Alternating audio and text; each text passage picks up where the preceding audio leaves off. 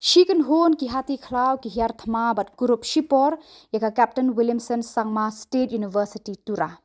Kini ki hati kila shang keleng ka atat campus jong kani ka university.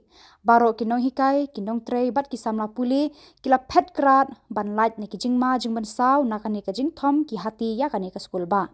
Khubor bat kinong trei ka forest department wildlife kila wan woodwood ban petho ya kini ki hati bat ban wad kilat kilenti kumno ban be no ya ki shaki jaka sa jong ki shakhlaw ba. Ki start bat kiri shampang ya ki mrat klau kila ya thu bat batai da ka baong.